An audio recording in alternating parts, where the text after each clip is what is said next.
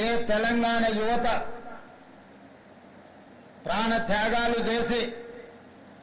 తెలంగాణ రాష్ట్రాన్ని సాధించుకున్నారో ఆ సాధించుకున్న రాష్ట్రంలో లక్షలాది మంది నిరుద్యోగ యువకులు ఉద్యోగ ఉపాధి అవకాశాలు సాధించుకున్న రాష్ట్రంలో తమకు తప్పకుండా అవకాశాలు వస్తాయని భావిస్తున్న సందర్భంలో దాదాపుగా 9 సంవత్సరాలు అనుకున్న ఆకాంక్షలు నెరవేరక ప్రజలలో ముఖ్యంగా తెలంగాణ ఉద్యమకారులలో తెలంగాణ విద్యార్థులలో పెల్లుబికిన అసంతృప్తి డిసెంబర్ 3, 2023 నాడు ప్రజాపాలన తెలంగాణ రాష్ట్రంలో ఆవిర్భవించింది. ఆ ప్రజాపాలన ప్రజలకు అందుబాటులో ఉండి ప్రజల అవసరాలను తీరుస్తూ ప్రజల యొక్క ఆవేదన వింటూ ఆలోచనలు పంచుకుంటూ ఈ తెలంగాణ రాష్ట్రాన్ని పునర్నిర్మించుకోవాలన్న ఆలోచనతోటి ప్రభుత్వం ఏర్పాటు చేసిన 90 రోజులలో 30,000 పైచిలకు నిరుద్యోగ యువకులకు ఉద్యోగ అవకాశాలు ఏ ప్రాంగణంలో అయితే మేము ప్రమాణ స్వీకారం చేసినామో అదే ఎల్బీ స్టేడియం ప్రాంగణంలో 30,000 మంది తెలంగాణ నిరుద్యోగ యువకులకు ఉద్యోగ పత్రాలు అందించి మీరెన్నుకున్న ప్రభుత్వం మీ సేవలో నిమగ్నమై ఉంటది అని చెప్పి మీకందరికీ విశ్వాసం కల్పించే ప్రయత్నం చేసినాం. ఇదే కాదు, ఈ 30,000 ఉద్యోగ నియామకాల పత్రాలు అందించడమే కాకుండా గ్రూప్ 1 కావచ్చు, గ్రూప్ 2 కావచ్చు, గ్రూప్ 3 కావచ్చు, డిఎస్సి కావచ్చు, పారామెడికల్ సిబ్బంది కావచ్చు,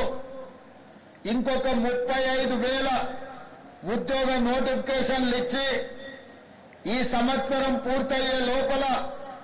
వాళ్ళందరూ కూడా నిరుద్యోగ సమస్య తీర్చి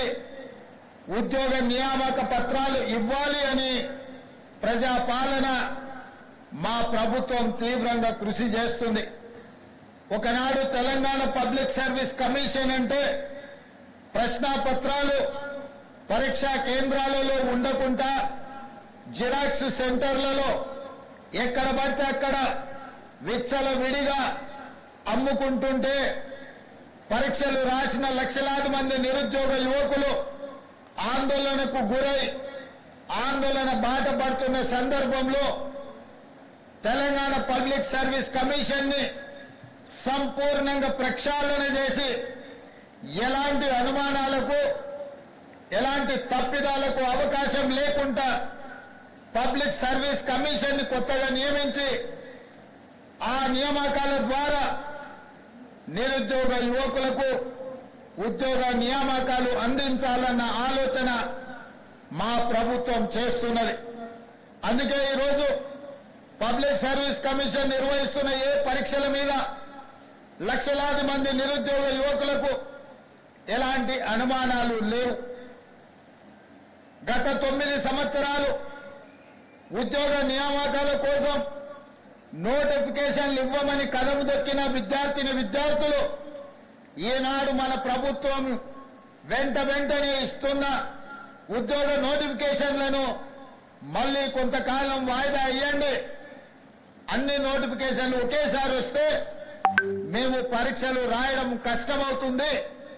మాకు అన్ని పరీక్షలు హాజరు కావాలి, ఒక దాంట్లో కాకపోతే ఇంకొక దాంట్లో అయినా మాకు ఉద్యోగ అవకాశాలు వస్తాయి అని చెప్పి వాళ్ళందరూ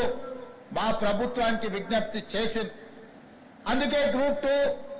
పరీక్షల్ని వాయిదా వేసి మీకు అనుకూలమైన నిర్ణయం తీసుకోవడం జరిగింది. ఆనాడు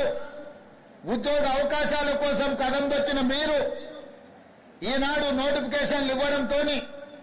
శిక్షణ తరగతులలో మీరు నిమగ్నమై చదువుకుంటున్నారు. అందుకే ఈరోజు తెలంగాణలో నిరుద్యోగ యువకులు ఉత్సాహంతో ఈ ప్రభుత్వం మాకు ఉద్యోగాలు ఇస్తుందన్న ఆలోచనతోనే పరీక్షలకు తయారవుతున్నారు.